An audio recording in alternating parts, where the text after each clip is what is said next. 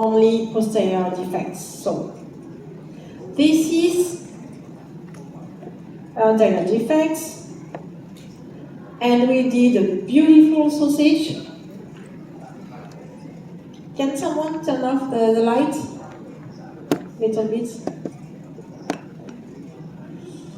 And this is the post-operative CBCT, and we did a big sausage, 11mm sausage. So we're so happy, but after healing, what do we have? 7mm. That means that we lost 4mm. What happened? Why do we lose so much bone? It hurts. We studied this point in our study, and we found that in anterior sites we lost 2.9mm horizontal loss, and in posterior sites 1.7. So it's much in the anterior sides. And we suspect the orbicularis muscle to be the reason why the pressure from the orbicularis muscle, to be the reason why the bone loss is so high in anterior sides. And this woman was the record woman of the bone loss that we had. But still, we are lucky because it's just a lateral incisor, and we will place a 3mm diameter implant that is not so much, and with 7.2mm pressed width, that will be enough to do the case. We already thickened a little bit the soft tissue with a matrix, and this is the end result. So, what is the best way to treat these patients? What can we use to resist to the soft tissue pressure?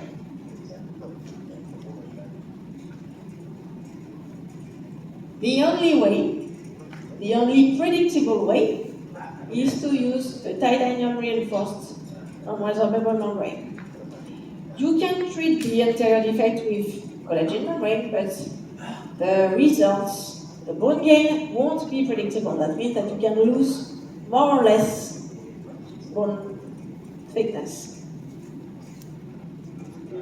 So you fold over the membrane.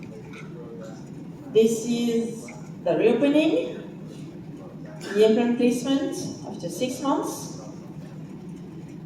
and we thicken the soft tissue because in this area they are very thin. So now we have the thickness, but not enough keratinized tissue, especially on the limbal side. So in this area, the strip technique doesn't work. You need to use strips. One strip on the buccal, one strip on the limbal. This is soft tissue healing. This is the provisional that we did for this patient. It's a transparent resin gutter, kept away from the gingiva. The uncovering, and the end result.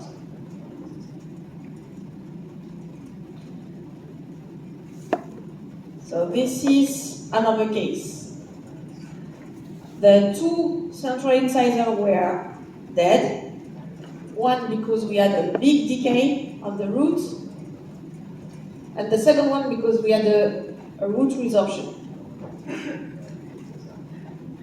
I will show you the way that we did the tooth removal. We used an instrument that is the Benex, that is very useful for when you want to do an extraction without removing any bone. And this is the perfect indication because you have very fragile roots, so you cannot use a forceps to remove it. So for sure you will damage your bone if you do with a classical way. So you just place your screw inside the root. If you cannot, you have a drill to pre-shape, and then you place your tool, you connect it to the key, and you have then a device to screw and to put some tension on the cable. And then you wait. You wait for 30 seconds, and then you can screw a little more, and you will see at one moment the root will come.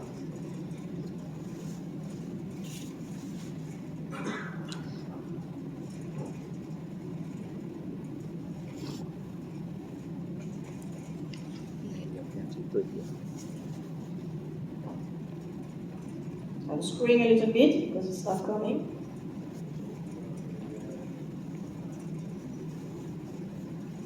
And then it's out. This is the drill. Pre-shape. So this is the healing and the professional method that we used. And this is how it looks after 2 months healing. So for this case, we want a predictable result. So we use the PTA reinforcement membrane. We place it legally. We need 2 membranes because we have a curve.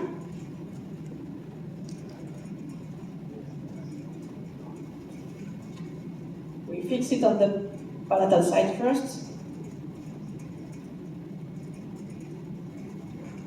And then the second one.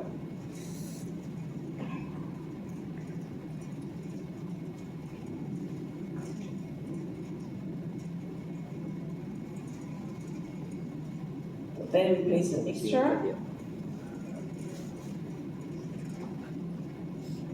We fixate the first membrane with pins.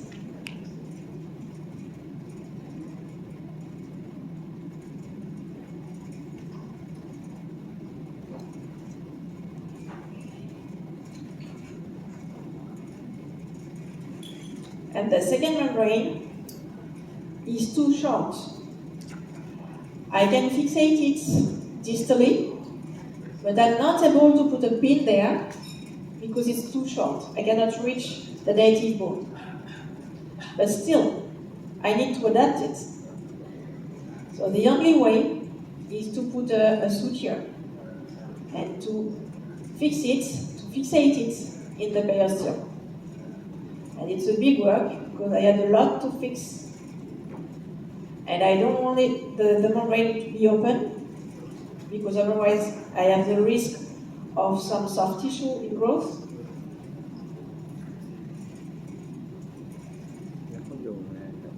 So it took a lot of time to do all of this. It's a big work, but still we made it. So this is the vocal flap advancement. First to do the periosteal incisions with the new blade.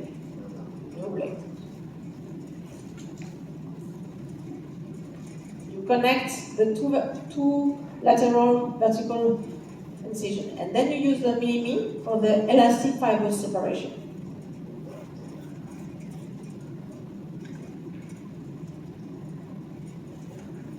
Cái động tác nhắc đấy là nhắc phải cơ đấy. Kéo lên, kéo lôi nó bọc cơ. You check the elasticity, and then you do the 2-layer suturing, horizontal mattress, 5 millimeter from the incision line, every 5 millimeter. See, the mattress should be 5 millimeter long, horizontally.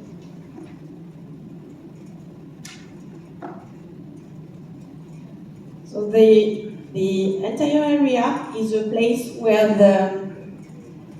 the tension, the soft tissue pressure, and the muscle pressure is very important. That's the reason why I placed 5 horizontal mattresses to resist to the pressure.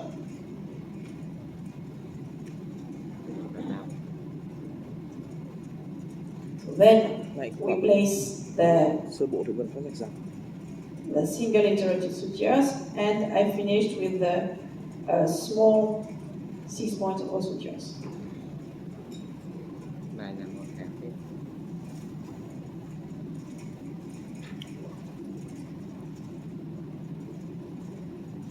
Over.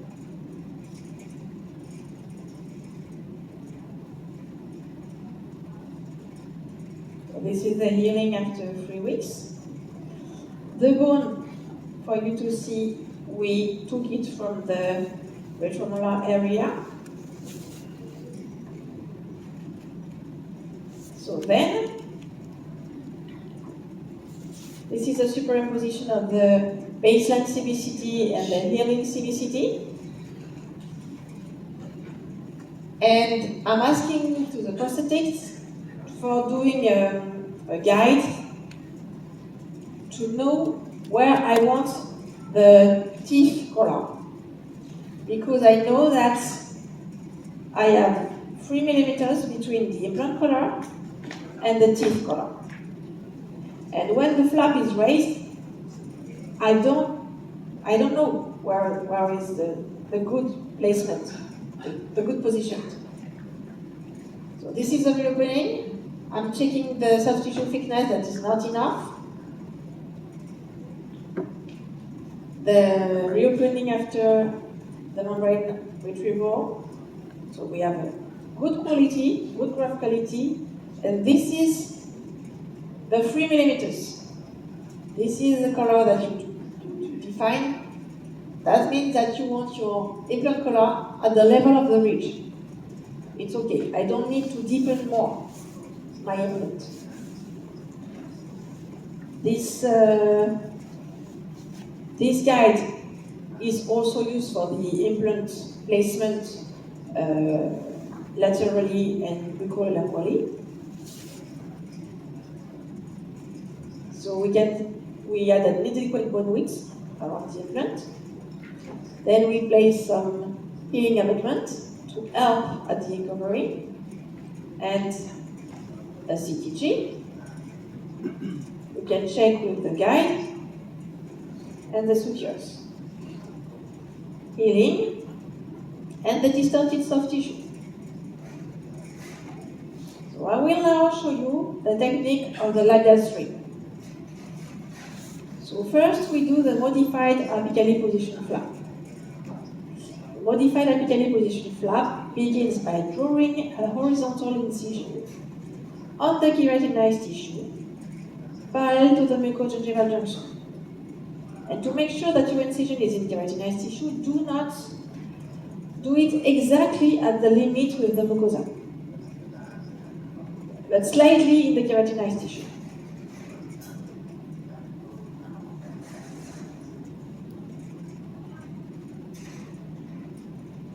To be sure. And then you elevate the flap with a split thickness dissection.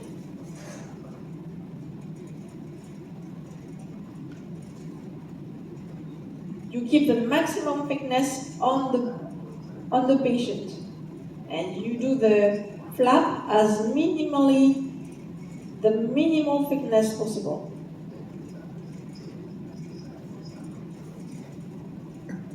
And then when you are up, you can go to the periosteum.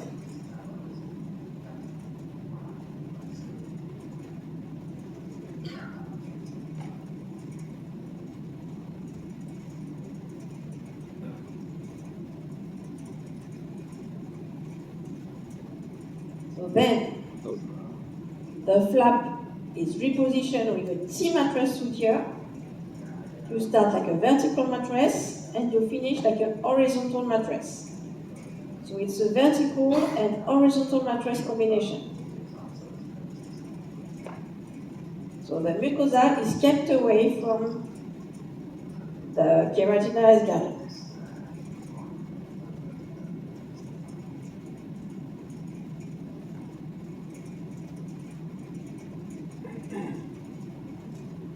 need to do a lot. Then we will harvest the labial strip. So we were lucky for this patient because we had a donor site big enough for this graft. Bây giờ mình quay gắn mình lại cho cùng màu. So the strip harvesting is fairly thorough. The risk is to cut the strip. That wouldn't be a disaster, but then it's time consuming to reconnect the two ends perfectly.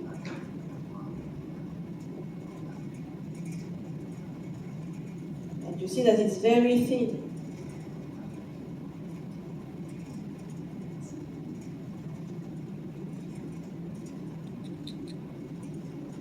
So the strip is sutured immediately after its retrieval at the apical end of the reception bed with a loop. This is a loop, or classical suture. And then in the middle, you do cross suturing. So you have to tighten them a little bit, but not too much, because if you tighten it too much, then you have some scar on the strip.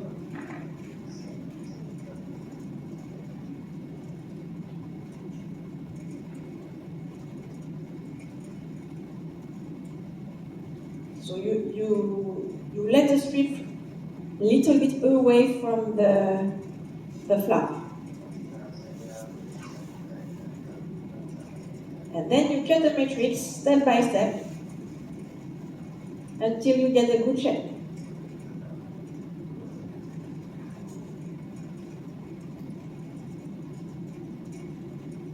And you suture it. You keep it dry. When you suture it, it's easier.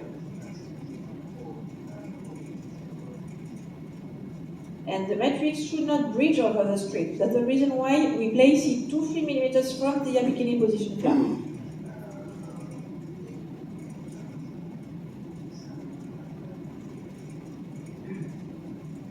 And we suture it to the reception bed with a continuous mesh suture.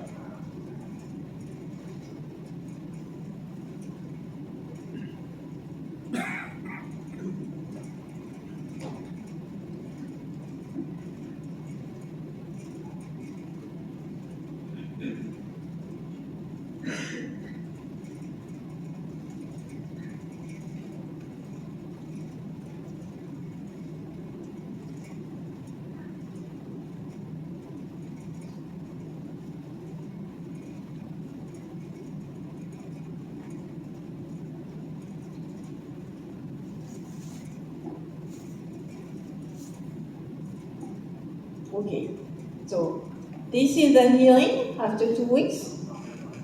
The patient did not have pain on the harvesting donor site, but she had some on the strip. But it's not big pain, it's just, like middle pain, middle small. So this is after 2 months. You have a shrinkage. You have almost 50% shrinkage. Then we are doing a provisional bridge. When you place it, you have a pressure. That's the reason why the GBR is white. And then this is after 2 weeks, we're still with the provisional bridge. So the treatment strategies. You treat the buccal horizontal defects with the sausage technique. You can have a limited vertical augmentation with the sausage in favorable case, as we have seen one. And you need to use the form stable non-mesopapal membrane for the vertical augmentation of more than 3 millimeters, for the lingual or palatal augmentation, and for anterior nerve cartridges, like we just seen. I will now show you a complication of a sausage. First, There are 4 keys to reduce the failure rate. And the first key is to select well the patient. For example, for the smoking, at the beginning, I treated even the patients who smoke, and I had good healing with my grafts. And I started to think that potentially the smoking, tobacco was not a contraindication for that. The problem is that after months and years, I observed my graft, my bone disappear.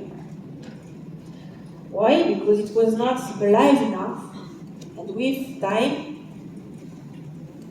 I lost the grafts. Not fully lost the graft, but the marginal bone level was not stable. The reason why I'm not doing big grafts, such big grafts anymore on these patients. The compliance, you will have an example just after about why the compliance is really important. The patient needs to follow you wherever you say, whatever you do, not being in doubt with what you're doing, with your skills, with he should trust you, whatever. The patient preparation is very important, and especially for the periodontal treatment and infectious site. You can't do a graft like this if the patient has a period disease that is not stabilized, because the bacteria will come in the graft, and at one moment you will have a problem. If you have an infection or a lesion on the radio, on the X-ray, close to the graft. Close to the graft means in the flap. If it's in the flap, it's not good. And the post-operative care, you will have one case after that you will understand. So, for this patient, we did a sausage, because we have a knife edge ridge and it's a horizontal defect. And we had a nice healing after 3 weeks.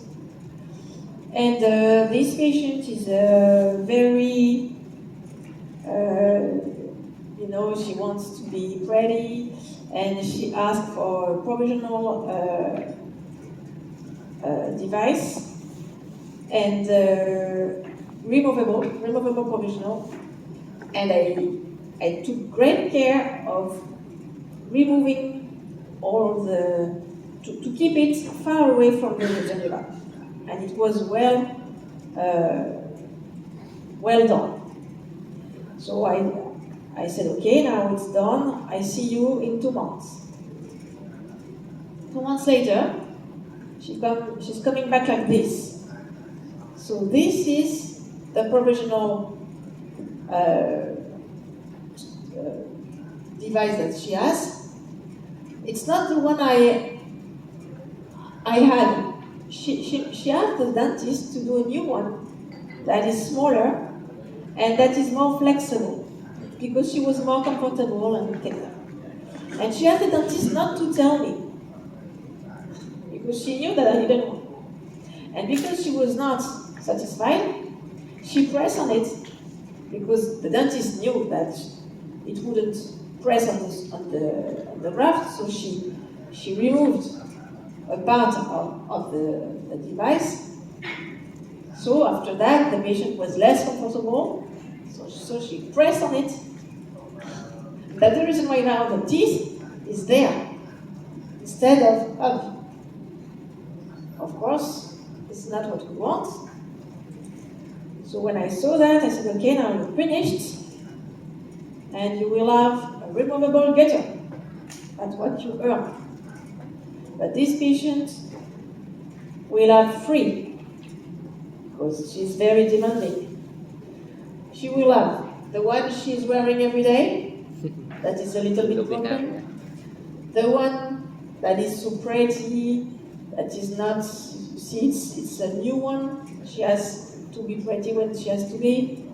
And she has a very strong one that is very thick, So it's not comfortable for her, but it's the one for the security, if needed, if the other one are broken, because it breaks. And after 4 months, I knew that I would have a problem. So after 4 months, instead of 6, I'm doing a CBCT. This is a superimposition of the CBCT, of the baseline CBCT and the post-operative, just after the graft, post-operative CBCT. So post-operative, we gain 2 millimeters vertically, and we had 7.6 at the top, and 8.6 2 millimeters away from the top. Okay, post-operative. What do we add after 4 months? This. Forget about the 2 millimeters vertical orientation. At the level of the crest, we had 7.6, we have 2.4, so we lost 4. And 2 millimeters from the crest, we had 8.6, we have 6.8, so we lost 2.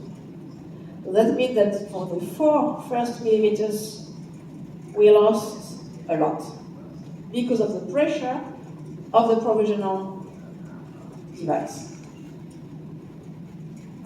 So this is the reopening. You know what we will do. We can place the implants, but we need to improve the thickness. So we are doing a secondary mini sausage. This is the healing, and then we check with the CBCT for the bone thickness. The healing, we need to improve the keratinized tissue, so we are doing a strip, uncovering, and the end result. And we will talk about the vertical defect, but just before, I would like to review with you between the blocks and the GBR. Which one are the advantages and the disadvantages of the two techniques? Because the two techniques works, but there are some differences. The main difference is about the healing time. GBR are slower. You need at least 6 months for horizontal defects, and you need 9 months for vertical defects. So it's very, very slow. The blocks heal so fast. 3-4 months and it's okay.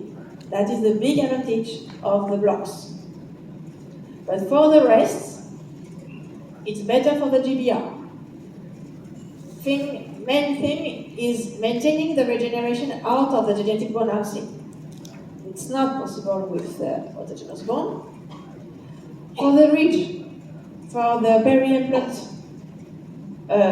bone criteria, if you have a ridge of, naturally, if the genetic housing is 6 millimeters, with the autogenous bone, you won't be able to have more than 6. So you won't be able to meet the peri-implant criteria, bone volume criteria. And about extreme defects. Extreme defects is not for everybody. Of course, you won't do an extreme defect first, but it's something to know that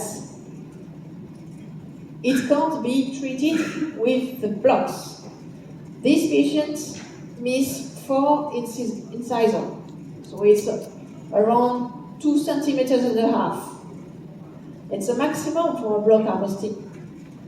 These patients miss canine to canine. It's 5 millimeters defect.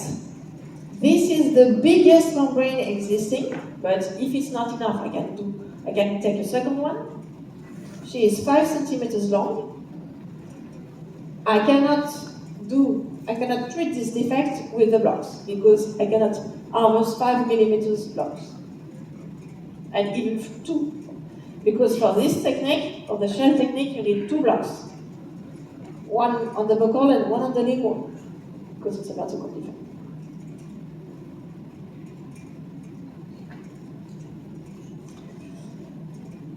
So, I'm stopping now, and I am going to the vertical augmentations.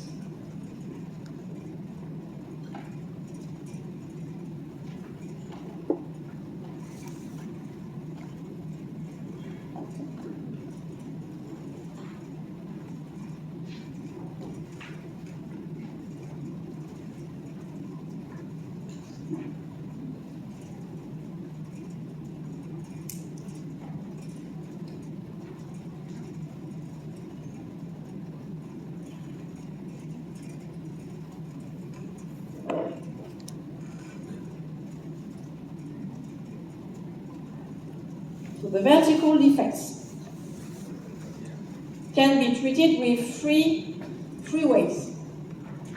The titanium CFO meshes, the blocks, and the titanium reinforced membranes. So we will talk about the membranes.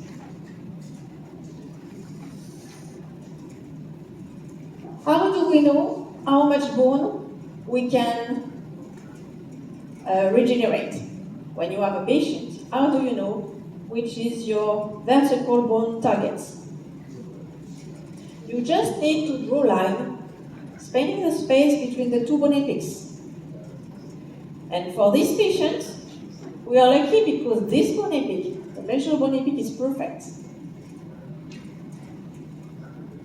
So we have, for this patient, we also have a horizontal defect. You can see the concavity behind the canine and the sinus. And we will avance the bone to the retromolar area. For more than 2 teeth defects, you will need, the faster technique is to avance the bone with the 3 vines. You can use 3 or 4 scrapers if you want instead of that, but that will cost a lot and takes a lot of time. Less than 2 teeth defect, you can go with a scraper.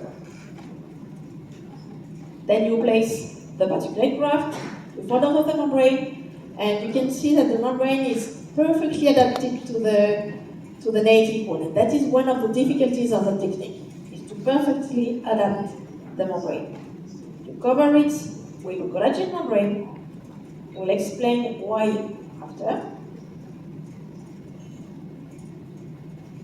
And this is a superimposition of the baseline CBCT and the healing CBCT. And you can see that we achieve 100% of the vertical augmentation target. That was 6 millimeters for this case.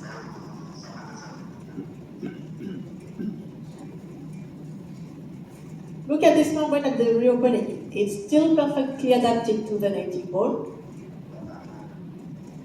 This is the vertical augmentation that we got. And then we place the implants. You can see that we achieved wide enough breast width. And because we are doing a vertical augmentation, we are doing a secondary mini sausage. This is the sutures and the healing. And after healing, you have the distorted vestibule, the mucogingival junction that has displaced coronally. So we are doing the strip technique, as we have seen now, the healing, and the healing after 3 months, in covering and end result.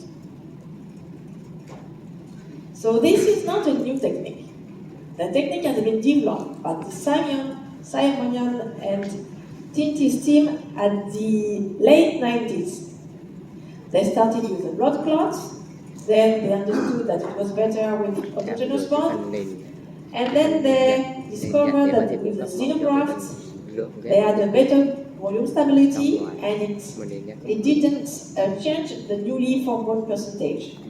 We have 2 studies have shown that histologically, around 35% newly formed bone percentage if you have 100% autograft or if you have a 1-1 mixture with xenograft.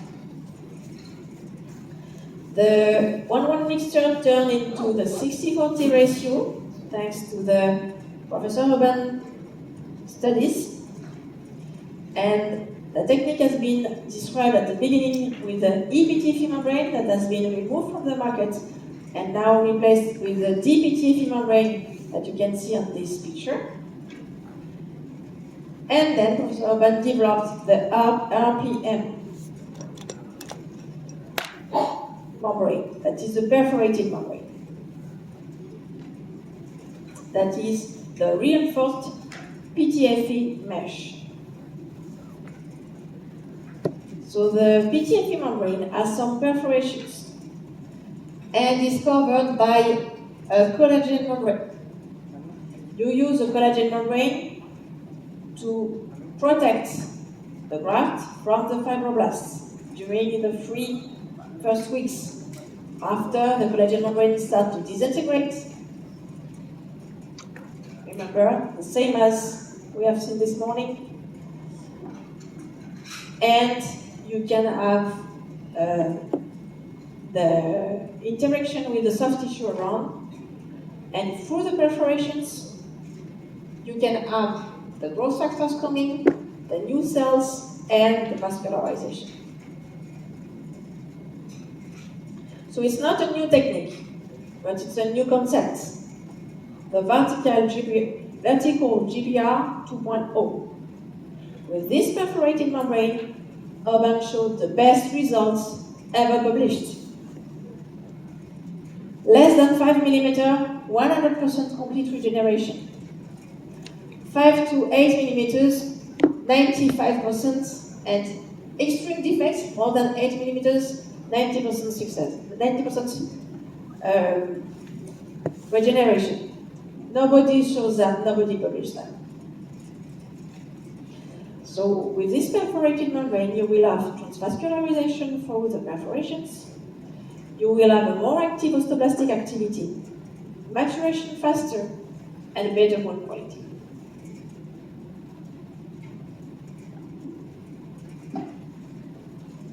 So we said that this line between the bone apex was our vertical augmentation target, right? It's not completely true. Look at this case. We have 5 millimeters between the defect and the bone apex. We are doing the bone graft, we follow the membrane, we wait for 9 months. Nothing happened, the healing was perfect, and we have a beautiful bone. But when we look at the bone level, we have a little bit less than the bone apex. We have around 1 millimeter less. If we go to the CBCT, we have 4 millimeters. So what do you think? Why don't we have the 5 millimeters? Because the healing was perfect. If you look at the bone apex, you can see that they are very, very thin, very tiny bone apex. And you know that this membrane, this PTFE membrane, should be placed at least 1.5 millimeter away from the teeth. This membrane shouldn't touch the teeth. Otherwise, you have an infection. You have a risk of bacteria involved and bacterial infection. So, because the bone apex are very thin, you cannot place the membrane at the top of the bone apex. You need to place the membrane a little bit more obliquely. That's the reason why our augmentation target here was not 5 millimeters, but 4. So this is the regenerated bone, and you can see that with this membrane, if you do a square shape with your membrane, you will have a square graft. We used a provisional solution, provisional removable gutter. These are the soft tissue distortion. And the strip technique. And you can see that at that time, I used a big strip, very thick. That is really too thick, that you shouldn't do that. You will understand why. So this is the uncovering, and this is the end result. So if you take a big strip, you will have a big white line like this. It's not beautiful. So if you can, the best is to use a thin strip. So this is another case. And we used, again, a sagittal sandwich bone augmentation technique. Then we placed the vertical graft. We followed the membrane, and this is the post-operative CBCT and the healing CBCT. The reopening, and you can see that the membrane